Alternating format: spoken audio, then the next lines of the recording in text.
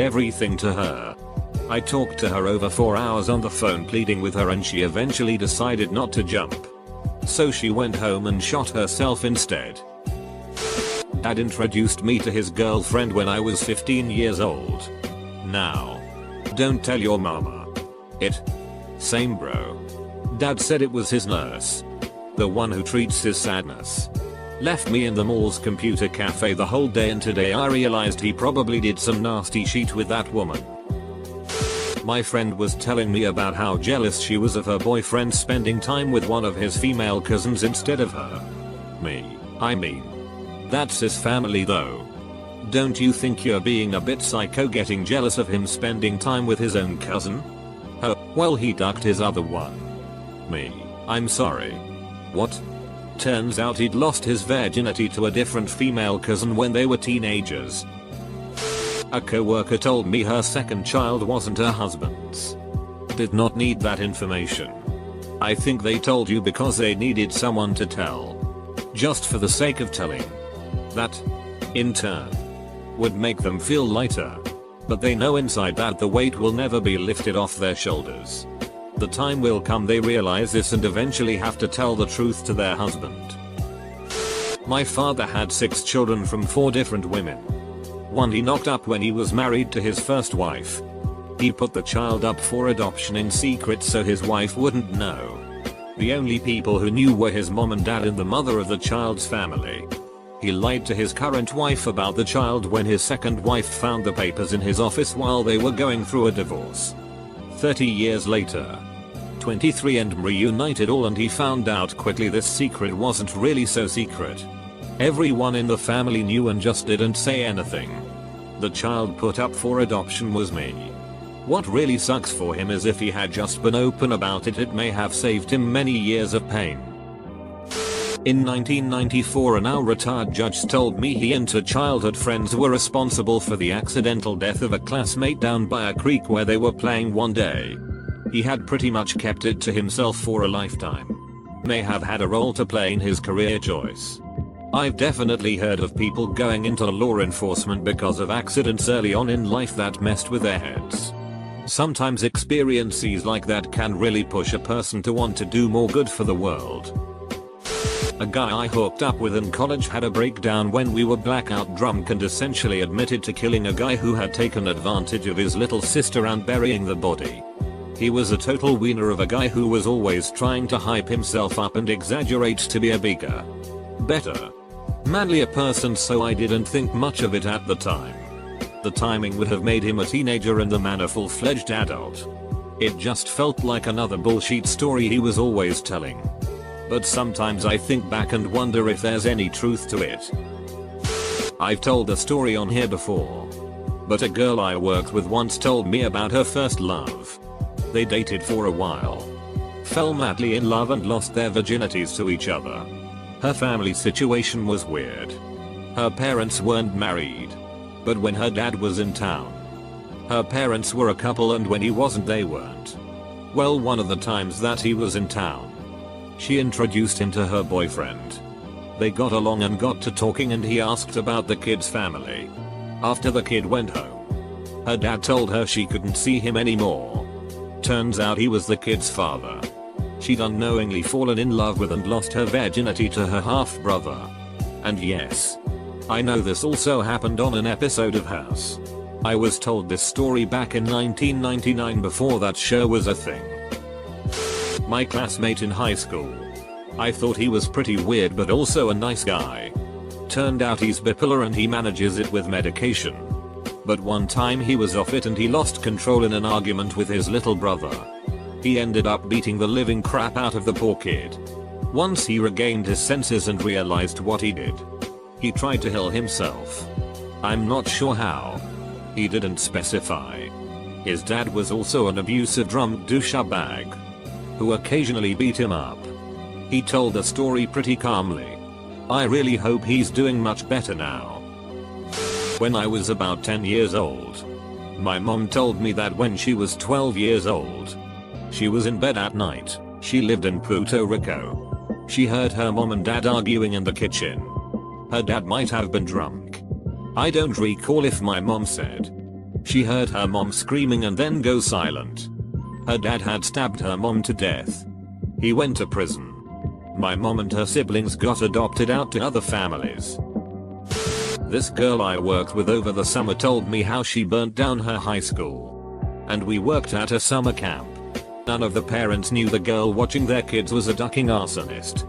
Excuse me, not everyone who sets their school on fire is an arsonist. Some people just knock over a Bunsen burner right onto a trash can. My wife told me that one of her cousins is actually a baby bought from another family member who was too young to keep the baby. Not really a secret, but it was something told to me once and then never discussed again. Close family friend had blocked some memories from her childhood, during which her grandfather did horrible things to her and her brother. She was fighting brain cancer as an adult and attributed her sickness in part to the repressed memories. I was told what happened to her, with details, and never shared it with anyone else. Use your imagination. It's worse than that. She died from cancer. People like that grandfather should be castrated and thrown to the wolves. Not as crazy as others, but I found out that my dad is actually my stepdad and my real dad left immediately after I was born. 18 years and still haven't met the guy. Except I kinda met my real dad. I was maybe 15 and he sent me a MySpace message from across the country just to tell me he was moving back to Pennsylvania and he'd like to meet me. I didn't know that my dad was my stepdad because he has been there since I was 3. I saw my real father once. We passed one another in the local grocery store and I heard him whisper to his wife, "That's my son," but he never tried to stop me or even talk to me. He kept up with the MySpace messages encouraging me to get lunch with him, but the man was a complete stranger to me. As soon as I was 18 the messages stopped until I was about 22 when he told me he was sorry for not being a parent. Told me I had 2 little brothers and a little sister. And lastly that he wants he and I to have a father-son relationship. I told him to be a better parent to those 3 than he was to me. Now 26. Haven't heard a peep. My cousin had her first daughter with an old friend from high school after a one-night stand. Turns out he is married and doesn't want the wife to know. My newest baby cousin is now about 3, I believe. No idea if his wife ever found out, but I'm the only one my cousin told. My sister-in-law doesn't think her 3rd child, 5 years old, is her husband's. They were broken up around the date of conception. The husband has brown hair, brown eyes, same with their first 2 children. The 3rd, the questionable one, has blonde hair, blue eyes. It's been a running joke so far. I honestly don't think the husband cares to know the truth at this point.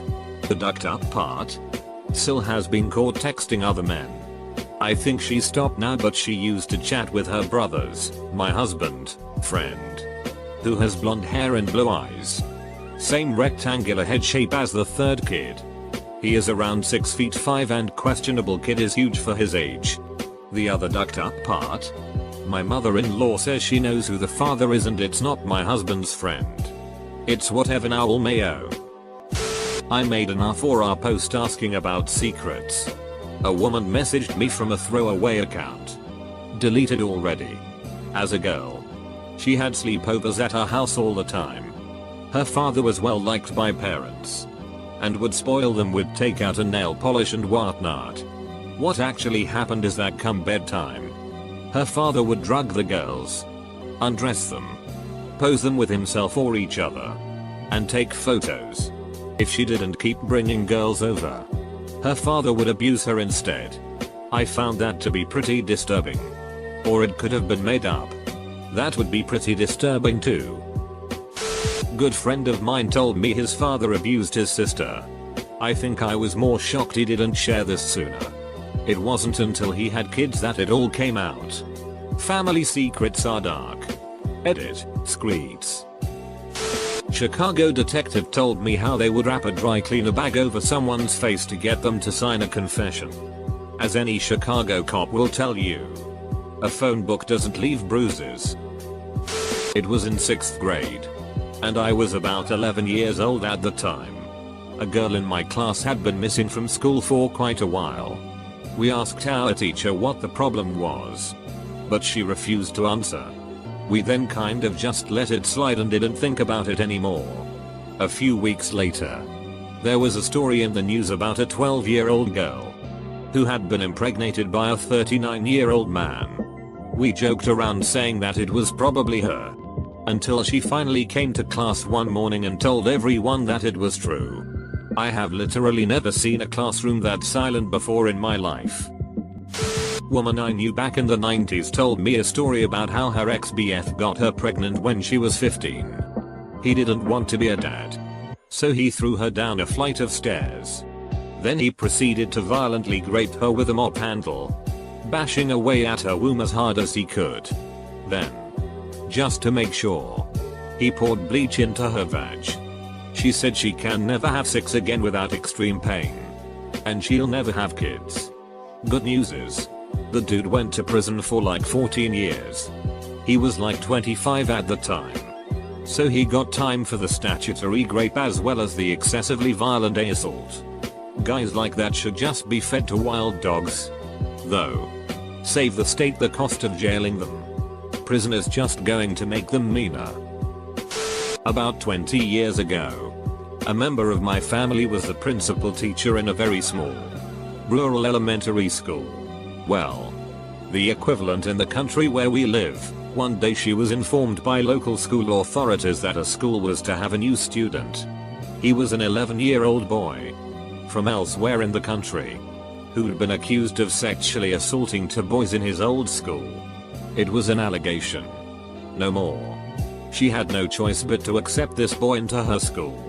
But also, given he was a child himself and entitled to a presumption of innocence, she was also not allowed to inform parents of the allegation against him. In order to protect the other children in her class, a special teacher's assistant was required to be in his presence at all times. But again, she was not allowed to tell the children or their parents why this teacher's assistant was in their class.